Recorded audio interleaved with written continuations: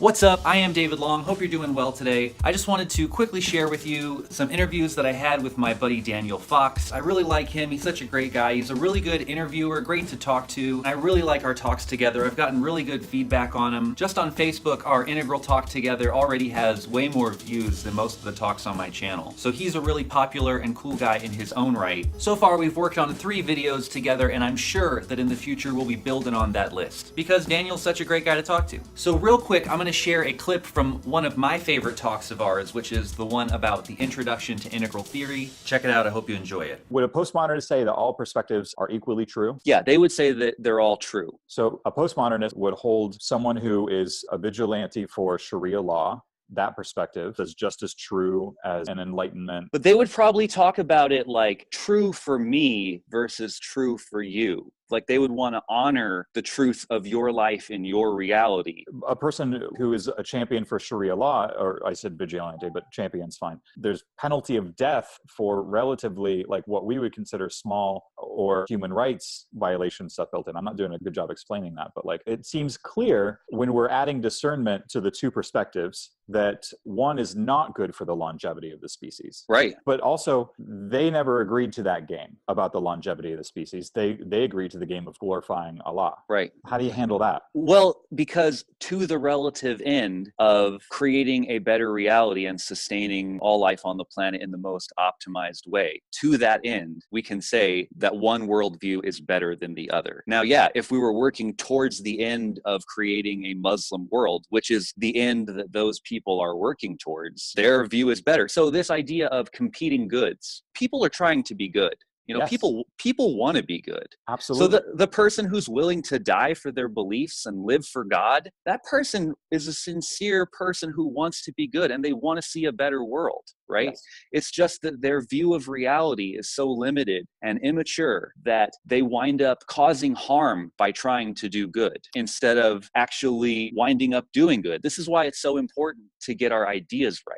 I mean, I do think that what's good is the most important thing, but the way to be able to reliably figure out what's good, we first have to understand what's true, because that's what is, because we want to be good for what is. The good is in relation to what's true. So if you don't know what's true, you can't be good. This is why it's important to have a more realistic and honest map of reality. Okay, so let me go back just a step and say that like a lot of postmodernists can see that there's a trap in modernity, this idea of thinking that getting a bunch of stuff is going to fulfill you. So these people who are super successful in a modern lifestyle, the modern materialistic lifestyle, they end up isolating themselves in these gated communities, in these mini mansions, in this wall of success, worried about everyone who might be coming in to like potentially use them, right? Yeah.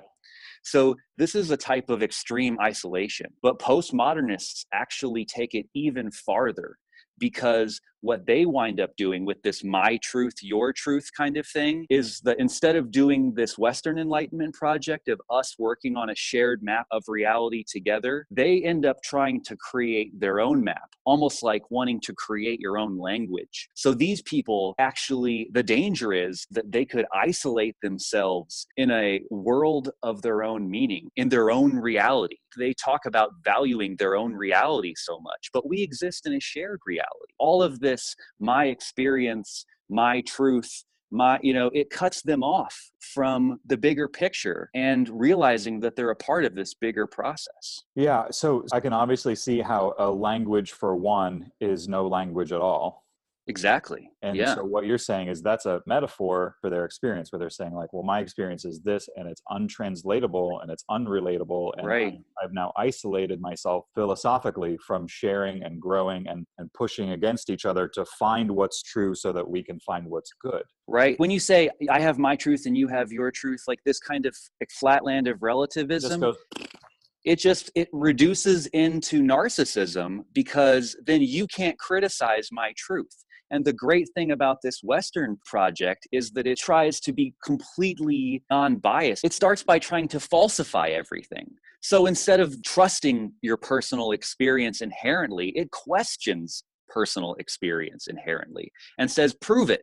Let's see if these ideas really stand up and prove themselves to be good and true and worthy of holding on to. And if they don't, we'll let those ideas go in favor of better ideas. So you're saying that integral invites your experience to the table to be evaluated, and postmodernism leaves it alone and assumes that it is true. Yeah, it's almost like an unwillingness to engage because it wants to honor and accept everything and not rock the boat and just say that everything's already all good, which bypasses the developmental flux that's happening and a person's personal responsibility to get involved in that flux. I hope you like that. If you were getting caught up in the conversation, definitely go check out those videos. He's actually just started his own YouTube channel. Make sure you show his channel some love. Also like and subscribe. Support me on Patreon. You can check out our interviews here in this playlist and also in the description down below. I hope you enjoy. Have a great one. Peace.